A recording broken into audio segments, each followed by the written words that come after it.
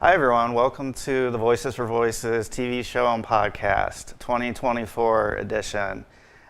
Please help do us a favor and hit the like button and subscribe. That can help us get this episode, as well as our organization's vision, out to as many people as possible. So thank you for joining us. If you're watching us on television or YouTube, or other platforms, or listening to us on maybe a drive into work, the subway into work, or just wanting to have a feel-good episode. And that's what today is going to be. So today's guest that we're going to be speaking with, I have to credit with helping get Voices for Voices, the TV show and podcast, kind of off the ground. He is a host of a show called Forum 360.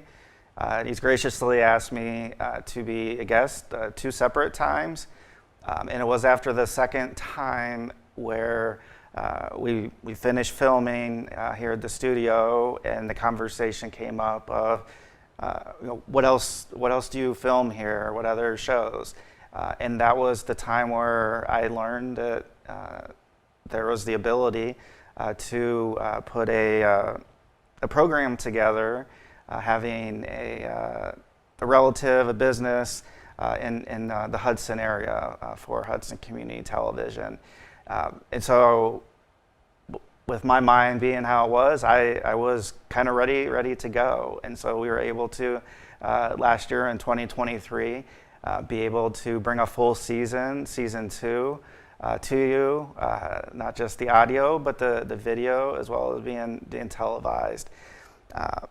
So here in 2024, we are excited to keep the momentum going, and we're going to go ahead and introduce our guest.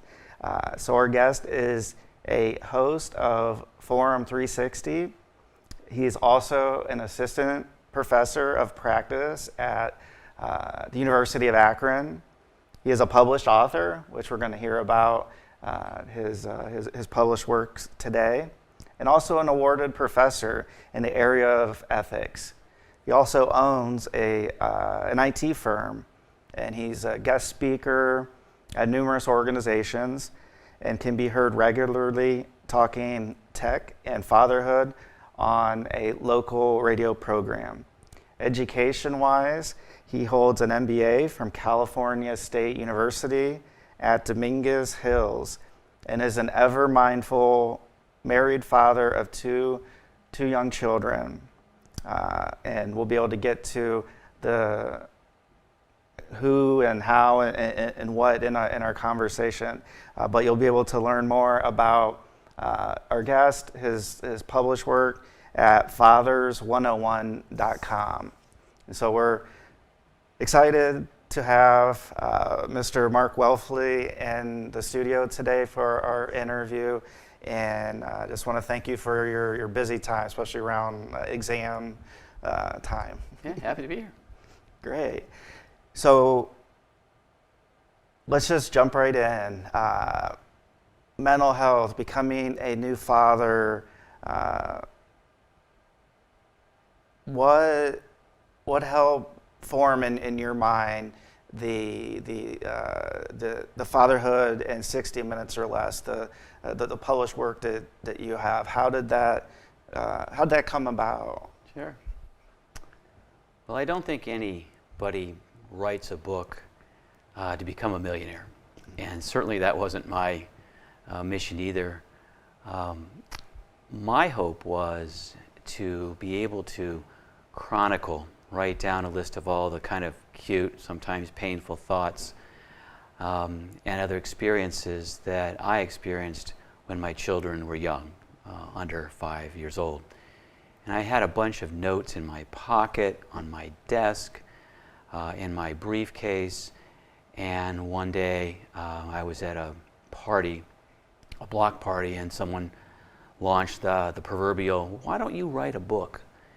And so I took all those notes and assembled them together and created the Father's Fatherhood in 60 Minutes or Less, 101 unique observations on fatherhood, more to have a book that I could look back on, like now, that my kids are older, and say, oh yes, I remember when that happened, and I remember when that happened, and it brings me joy to see that, and also to show my kids so they'll have something to carry forward so that they know kind of who I was when I'm long gone. So I've been really pleased with the response to the book, but I really write it, as I think most authors do, they write it for themselves, and if others like it, that's great. But the Father's 101 book, I was looking back last night, as I do periodically, and I thought, oh my gosh, here's number 62. I haven't been doing that, and I should, show more patience with your child. And so every one of these 101 observations, there's a story behind it. And so I've really enjoyed looking back on the book. I enjoyed writing it, and I enjoy looking back periodically. Yeah, and being a professor, did that have any impact of, let's say, project management, as you're managing a class, of the lectures in a given term? With the book, there is a kind of a start and an end. And with all the notes you had, did you find that the work you do as a professor, and just even in your IT firm, project management, helped as far as bringing those thoughts together to form the book? Yeah, on two fronts. Number one, I wrote a textbook with an ethical bent to it. It's on Microsoft Excel. So that journey through writing a textbook, which is different than writing a book about your personal life, but that journey of having someone who reads your script and who reads your book and comments in the corners and in between the margins, and what about this, and how long it takes to bring a book to actual publication. In the textbook world, it was a journey of over a year. My book here took about 6 months, but I knew what to expect, which is once you finish the text, the content, right, that's really almost always a starting point and not an ending point, because then you go through the rewrites and did I really mean this? And so one, I was already prepared because I had written a book before. Number two, I had students in my class, so every once in a while, if I had one of these fatherhood observations, I would ask my students, like, did this happen to you? And maybe they would answer me, maybe they would grunt, but I would get some feedback from them, and I would say, oh, and that would help give me some perspective. So from that standpoint, being involved in the university COG has really helped me with publishing, but also having a wider audience to kind of bounce a few things off of. Yeah, it definitely is it's a process, and as we've spoken before, we tend to write books for others, but subconsciously we're writing it for ourselves. And I feel with your book, and then even with the ones I've published, the same thing. Looking back, that they're at a point in time, this is content that was meaningful, and be able to look back and go, oh wow, like, and so that here are your students, and did your family have feedback too along the way, or was it at maybe the end, closer to the end stages?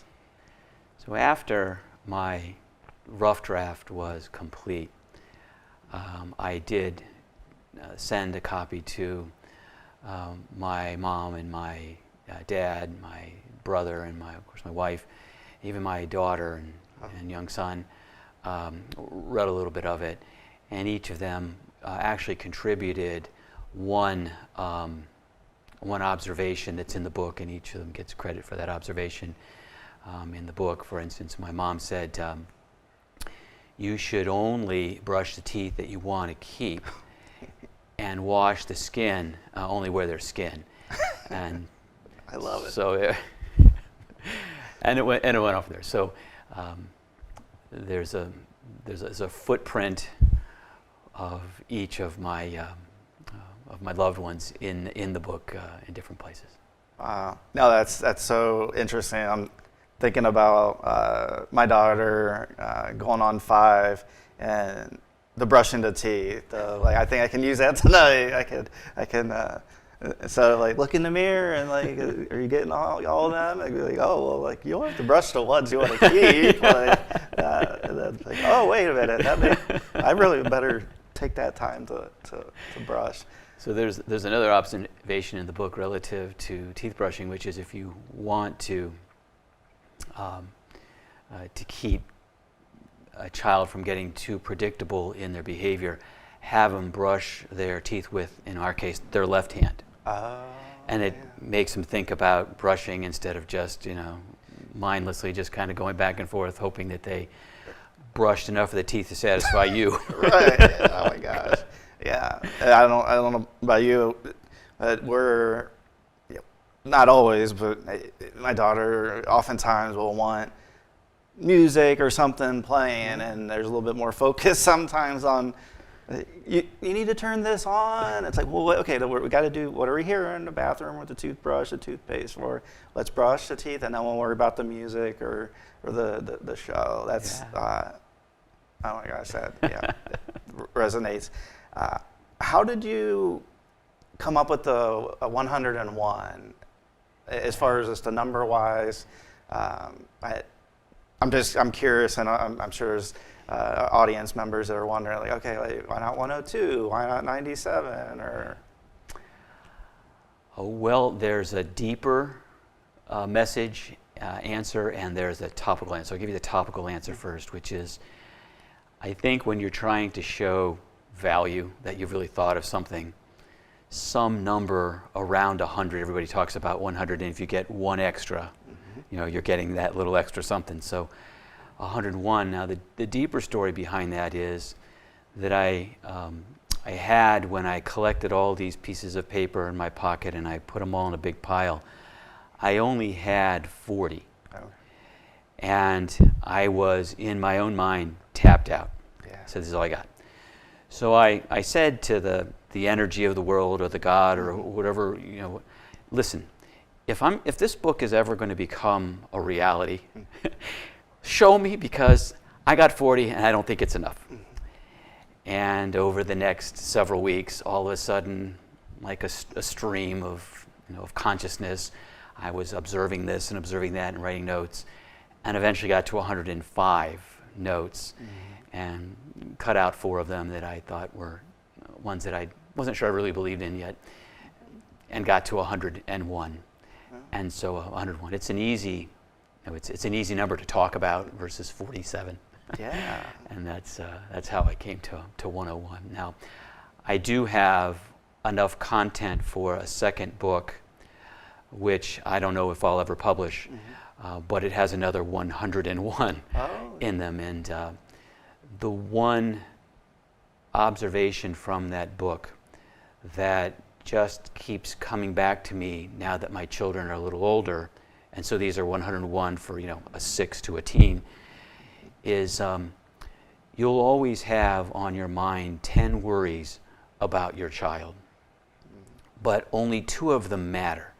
The rest will work themselves out. You just don't know what 2 of those are. Oh gosh. Yes. So that's kind of my overarching message in this book. Is I'm always concerned about, is my son being bullied? Is my daughter getting the right education? And when they come home, they have their different troubles and challenges. There are 2 of those that I really have to worry about. I just don't always know which ones they are. They become apparent over time, and I look back and say, well, I really shouldn't have worried about that or that or that, and this one was really meaningful, and I don't know if I paid enough attention to that. A little bit touching on that mindset. I remember golfing, and was on the first tee, and I was golfing with people I didn't know. We were on vacation, so it was once in a lifetime, like to golf at a golf course. And we were just chatting before, and we had caddies, which I never had a caddy before. So like I'm trying to get my clubs, and they're like, no, I got it. And but the one other golfer, he's like, I got every shot in the bag. I just don't know like when it's gonna come out. So like I might need the chip, but I'll hit it way too far. And but yeah, as far as I have all these things or these worries, these concerns, but I'm not sure which one of those. And I think that's can be a challenge.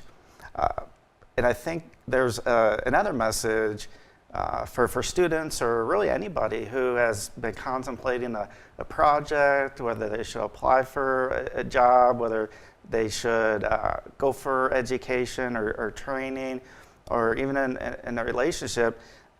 The fact that you said that at the beginning you had 40 or so of these, and you kind of put the word out to the world. Okay, if this is meant to be, 40 or so might not cut it. And so somebody is thinking about a project and has an idea. Maybe those won't come to fruition, but if that thought process is, okay, here's what I have. If it's meant to be, over a period of time, it's meant to be. And I think that can be helpful to really anybody, whether they're a father or teenager or college student. Completely agree. Put your thought out into the energy of the world. The energy of the world is listening. And it comes back, and maybe it says this wasn't meant for you, but you get the response, and then you can do what you will with it. Yeah. So public speaking in front of a class, you're a regular guest on the WAKR radio station. How did that come about? Did that come about naturally? Because I know public speaking is one of the most feared things that an individual may come up with, that they may have all the information in their head when they're standing in front of a camera or in front of people they don't know, or even if people they do know. How do you work your way through it, and how did that come about? Is that a natural transition that as you were going through education and then teaching and then now being a guest on podcasts, TV shows? My beginnings in my professional career were in marketing and PR. Okay. So I spent a good number of days with a PR firm out handling crisis management. Something like hot coffee would spill on a McDonald's patron, and in LA when I lived, I'd have to go out to that restaurant and handle the media. So it started then when I was a lot younger. I was in marketing, new product development for many years, making presentations to management, to a sales force. And my mission in life, where my reason for being, is to take things that are complicated and try to express them in simple terms that people can understand. I think that's why I was born. My mission in life. So from a very early age, at least professionally, I've always been able to stand in front of people. And what I have found is that there's two things. One is always be yourself. Talk from the heart, because people can tell whether you are speaking from the heart or you're just telling them words they want to hear, or you're giving them information you think they want, but maybe doesn't ring true to you. So speak from your heart, and be well prepared. And in the case of the University of Akron, standing in front of 200 people a day, 4 classes of 50 apiece, all with varying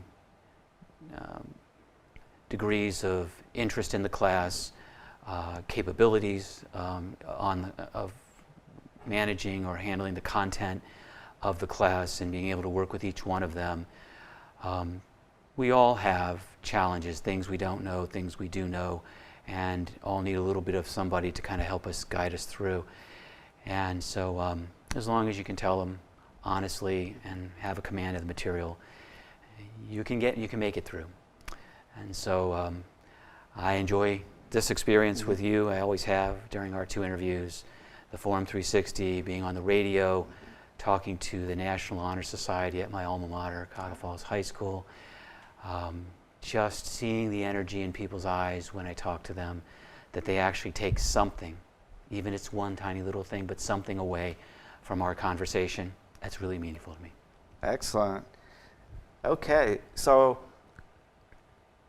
I'm going to go over a few quotes from individuals who have read your book, just to give a little bit of a taste of the individuals kind of across the spectrum that have and will continue to find fatherhood in 60 minutes or less a benefit to check out. Hundreds of fathers, this is a quote, hundreds of fathers and father figures have received the book as a Father's Day, Grandparents' Day, or holiday gift as they look forward to or back on their days of fatherhood. Next quote, the book has become a popular read out loud and at co-ed, baby showers, lots of laughs. New same-sex fathers are using the book to acclimate to fatherhood.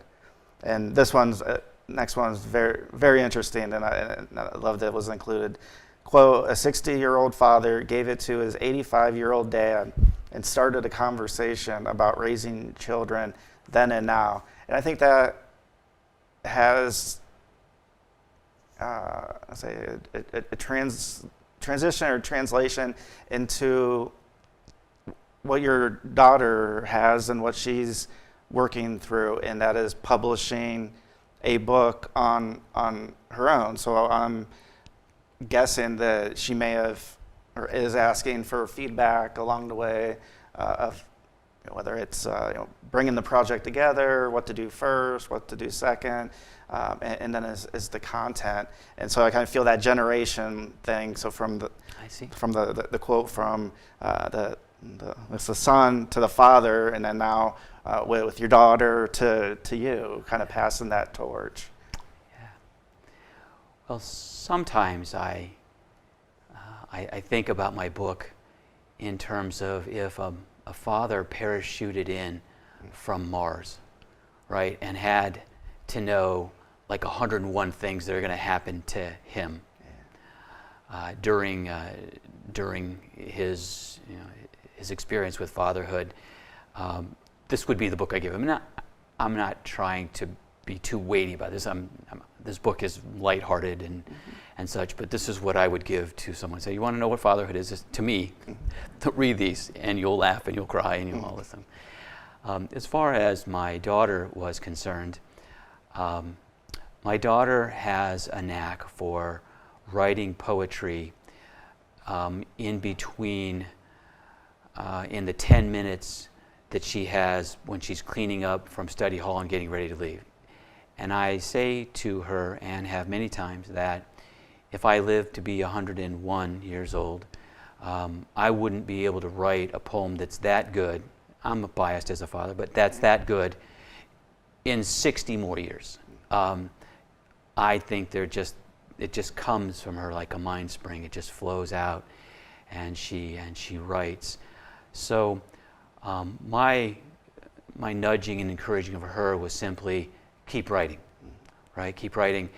And a parent's job, and I think someone who edits someone else's book's job, is to keep the tone, keep the message, keep the spirit of the book, but guide them with words that kind of round out and maybe round down some corners, but keep the message. And so my goal was make sure that the throughput, the energy that she wants in each poem comes through. And then maybe critique her on a word here and maybe there. And my wife does the same. So that was my challenge, is not to become kind of a helicopter parent on my daughter's poetry, but let her kind of write it all. And if I told her, if you really want to write a book, don't really come to me. Write as many poems as you want to write, get them all done, and type them in Microsoft Word. That's when I'll know you're serious. Yeah. But until that time, you're just, an ad hoc poet in 10 minutes between study hall and when you have to leave, which is fine, right? It's just fine to be that kind of poet. But if you really want to publish a book, as we know, it's a year-long journey. So she did that, actually. She wrote, she had over 50 poems, and then she culled it down to 40 plus poems, and then put that all in Microsoft Word and said, all right, Dad and Mom, here's it. And then so we read it, and we made some notes in the in the margins and that kind of thing. But this was all of her work. So I'm really proud of her, and that book comes out in early January. Oh, fantastic. Yeah. So for those kind of curious, I wanted to just share as far as what topics get covered, and like Mark mentioned, it's across the board. So everything from behavior to health to memories to time together and travel. And the one, there are multiple, but given our time, I want to hone in on what I really enjoyed, and it was all the way at number 98. The best vacation entertainment for children is a swimming pool. And with having a child, we went on vacation to Disney World, and so there's the parks and the hotels and the pools and all that. So for all the time, money, really everything that my wife and I were trying to give a positive experience and a relaxing experience, my daughter's favorite thing, hands down, was the swimming pool. So I wonder what the story behind that is. It's not too dissimilar from yours. We traveled to a city in Florida. We researched that it had these little parks and other activities and museums and on and on. And we were really excited about each day, a journey out in the morning, and then swimming in the afternoon. And as you might already know this conclusion, the moment we woke up and finished eating, let's go to the pool. We stayed there all day. We went out to dinner at night and then came back and watched a movie. So my wife and I look at each other and say, we could have just been at home. And I think the staycation concept kind of plays into this. I think you don't really have to go very far. And it doesn't have to be that exotic with kids, because they're happy just with the swimming pool at the Motel 6. So we laughed. We spent a lot of money, and looking back, we could have just went to the neighbor's pool at night. Oh my gosh! How can people learn more about the book? How can they purchase it? The website. Some takeaways for our audience. Sure. Well, as you mentioned at the intro, fathers101.com is the website for the book. The easiest way, as you might imagine, is Amazon. If you go to Amazon and type in Fathers 101, I'll come up. Those quotes that you were reading a couple of minutes ago are all in there, and you can size up the book for yourself and laugh a little bit, and again cry a little bit, and have a journey with emotions, whether they were in the past, what you raised, or what you're to look forward to in the future, or, as you said, even if you are interested in buying this book for a shower read, right? Yeah. And having some fun with it there. So do we cover everything?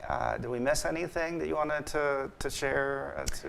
No, I would say that fatherhood and mental health is a delicate balance. That taking time for yourself, even though you want to be with your kids all the time, taking time to have some time for yourself, that even your kids know that's dad's time or that's mom's time, is really important to center yourself, to focus, and sometimes get some new ideas as to what you're going to do next with your children.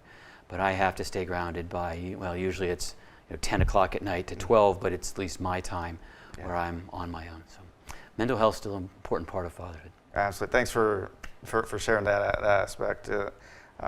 Self-care is important, whatever that looks like to us as individuals or others. That it's important to stay fresh, stay creative, and help move forward in a positive manner. Yeah. Well, Mark, thank you so much for joining us today. I've enjoyed the conversation. Sure. It's been a pleasure. Thank you for kind of getting, in a subconscious way, not knowing, getting our Voices for Voices TV show podcast kind of into the studio and able to share it with more people. So. I'm delighted that you're in the studio, and I think your mission is just awesome. So I wish you well, too. Great. Thank you so much. Yeah, you're welcome. And thank you for joining us, for watching, for listening. This has been another episode of the Voices for Voices TV show and podcast. I am Justin Allen Hayes, founder and executive director of Voices for Voices. Please like, share, subscribe this episode, and we'll see you next time. Be a voice for you or somebody in need.